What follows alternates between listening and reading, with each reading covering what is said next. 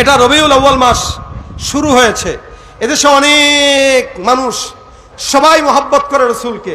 কোটি কোটি মানুষের ভিতরে যারাই মুসলমান সবাই রসুলকে মহব্বত করে, কিন্তু মহব্বতের ভিতরে কিছু ভুল থাকার কারণে মহব্বতটা ভালো জায়গায় হয় না, মহব্বতটা ইবাদত হয় না, গুনাহের কারণ হয়ে যায়।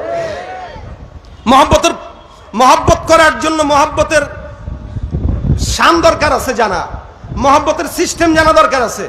বউরে মহব্বত করে যদি কেউ মা ডাকে থাকবে? ঠিক রসুলকে মহব্বত করে যদি কেউ আল্লাহ বলে ফেলে, ইসলাম আছে আর দিন আছে আর ইমান থাকবে? সুতরাং এই মহব্বতের লেভেলটা জানা উচিত।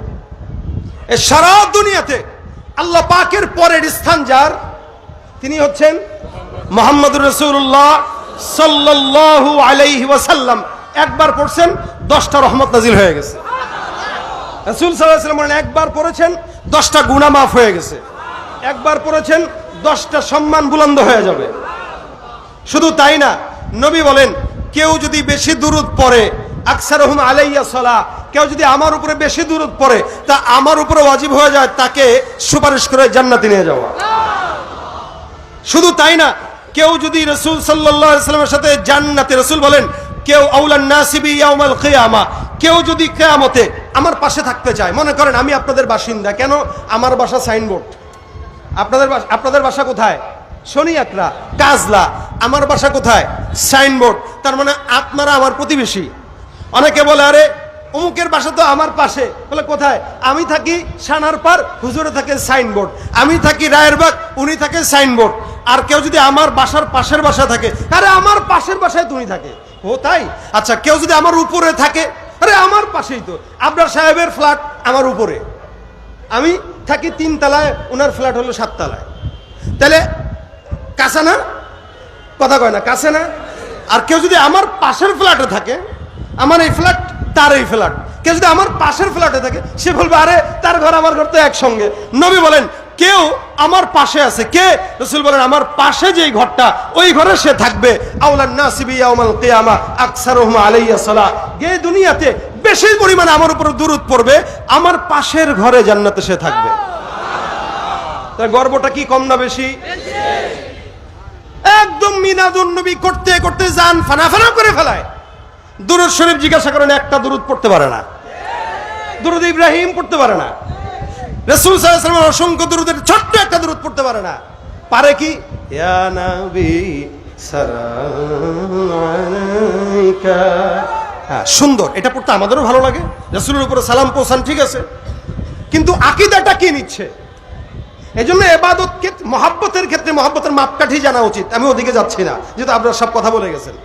ইবাদতের মাপকাঠি জানা, মহব্বতের মাপকাঠি জানা উচিত, কতটুকু করলে মহব্বতটা লেভেল পজিশনে থাকে। রাসূল সাল্লাল্লাহু আলাইহি ওয়াসাল্লামকে মহব্বত করতে যায় মানুষের কাতার থেকে ফেরেশতা বানায় দেয়, নূর বানায় দেয়। অথচ আল্লাহ পাক রব্বুল আলামিন ফেরেশতাদেরকে নূরের বানাইছেন, জিন্নাতদেরকে আগুনের বানাইছেন। কি দিয়া? আগুন। মানুষকে বানাইছেন কি দিয়া? মাটি। তাহলে আগুন, নূর আর মাটি। তাহলে আল্লাহ পাক রব্বুল আলামিনের হাবিবের উপর আল্লাহ বলেন লাকাদ জাআকুম রাসূলুম মিন আনফুসিকুম, তোমাদের মধ্য থেকেই, তোমাদের নিকট একজন রাসূল এসেছেন, তোমাদের মধ্য থেকে, তোমাদের মতোই। তার মানে আমাদের মধ্য থেকে, আমাদের মতো রক্তে মাংসে গড়া মানুষ ঠিকই, কিন্তু পার্থক্য আছে না নাই? আছে না নাই? বর্তমানের উপদেষ্টা মণ্ডলী যারা আছেন এরাও মানুষ, আমরাও মানুষ, পার্থক্য। সমন্বয়ক যারা, তারাও মানুষ, আমরাও মানুষ, পার্থক্য। কিন্তু এই সমন্বয়কদেরকে 1 বছর আগে কেউ পাত্তা দিছে? কত মানুষ তাদেরকে দেখছে, দামি নাই, কে এটা, এই সেই। কিন্তু এখন ছবি তোলার জন্য পাগল। কেন? তার কর্মের কারণে। আল্লাহ পাক রাসূল করিম সাল্লাল্লাহু আলাইহি ওয়াসাল্লামকে একটা আখলাক দিয়েছেন, আখলাকের কারণে রাসূলকে দামি বানিয়ে দিয়েছেন। এই কারণে সারা বিশ্বের ভিতরে সবচেয়ে দামি রাসূল, সব নবীদের চেয়ে দামি রাসূল।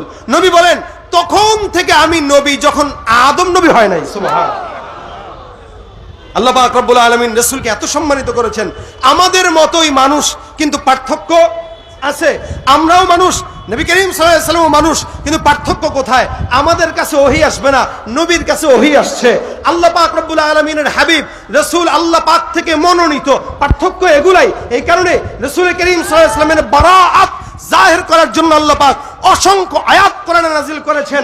কারো ব্যাপারে এত শক্ত আয়াত আল্লাহ পাক নাযিল করেন নাই। আল্লাহ পাক বলেন ইন্নাকা লাআলা খুলুকিন আযীম, সারা দুনিয়ার ভিতরে আপনাকে আমি উত্তম আখলাকওয়ালা নবী বানায় দিলাম। সুবহানাল্লাহ।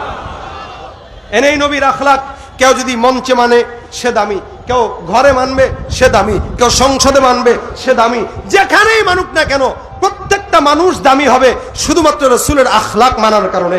আল্লাহ পাক সম্মান দিতে যায় নবী করিম সাল্লাল্লাহু আলাইহি ওয়াসাল্লামকে এত মর্যাদা দিয়েছেন, এত মর্যাদা দিয়েছেন যে আল্লাহ পাক রব্বুল আলামিন জান্নাত সহ আসমান জমিন গ্রহ নক্ষত্র যা আছে, এমনকি আল্লাহ পাকের আরশ, আল্লাহ পাকের সব জায়গায় আল্লাহ পাক একজনের নাম লিখে রেখেছেন, তার নাম মুহাম্মদুর রাসূলুল্লাহ।